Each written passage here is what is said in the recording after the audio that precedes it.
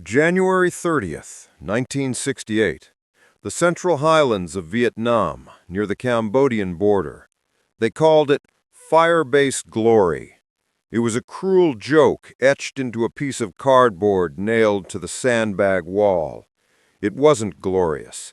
It was a scar on top of a hill, stripped of vegetation by Agent Orange, surrounded by a sea of triple canopy jungle that breathed heat and hid death. The humidity was so thick you could chew it. The air smelled of burning diesel, latrines, and rotting vegetation. Staff Sergeant Ray Hawkins was done. He was a short-timer. In military terms, he was a single-digit midget. He had exactly 2 days left in country. His bags were packed, his rifle was cleaned for the last time. He had a letter in his pocket from his wife Sarah, telling him that his 4-year-old daughter had learned to ride a bike. Ray was 26 years old, but he looked 50. His eyes were sunken, his skin was leathered by the sun, and his soul was tired. He had survived 12 months of patrols, ambushes, and booby traps. He had earned his ticket home. All he had to do was wait for the Chinook helicopter to touch down on the LZ, hop on, and never look back. He was sitting on his duffel bag near the landing zone, smoking a cigarette, watching the green line of the jungle. Beside him sat a group of FNGs, new guys, fresh from the States. Their boots were still black, their uniforms were crisp, and they looked terrified. They looked at Ray like he was a god of war. He just looked away. He didn't want to know their names. Knowing names hurt.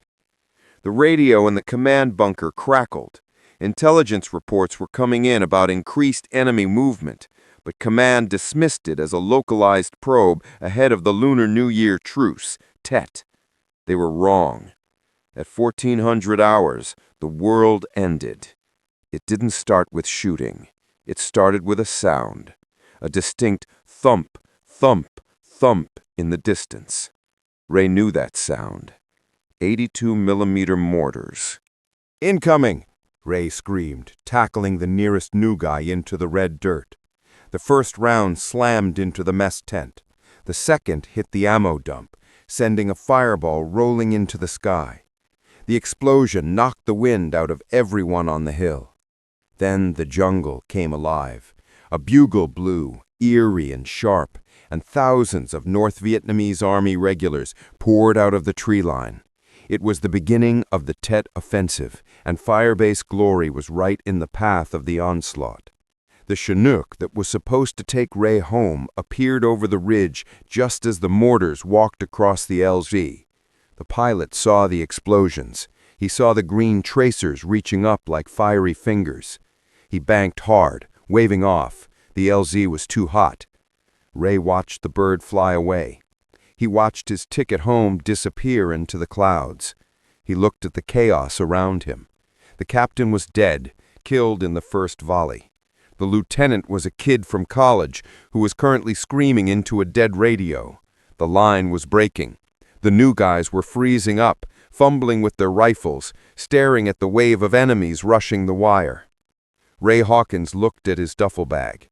He looked at the outline of the letter in his pocket.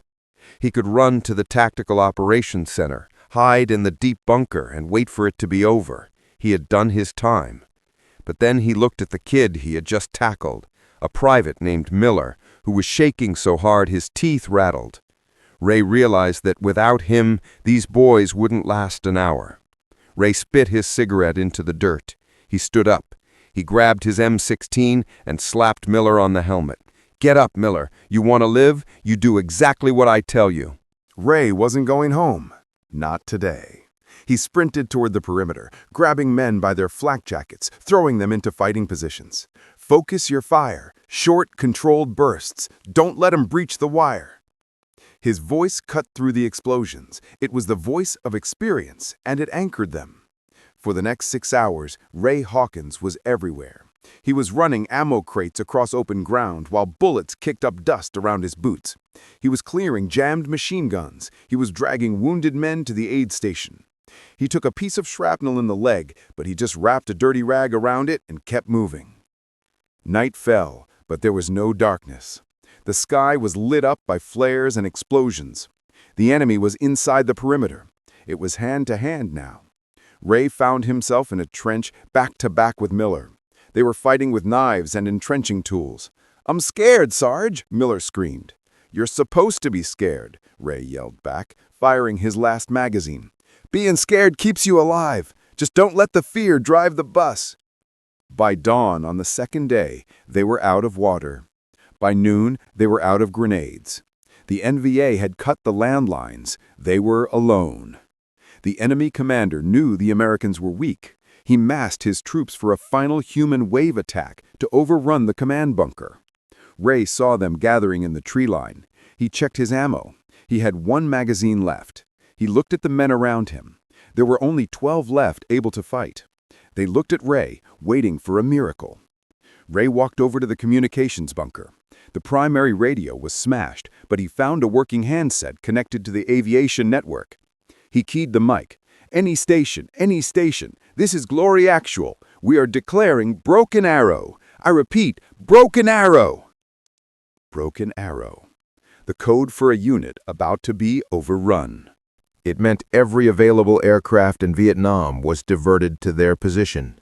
A voice crackled back.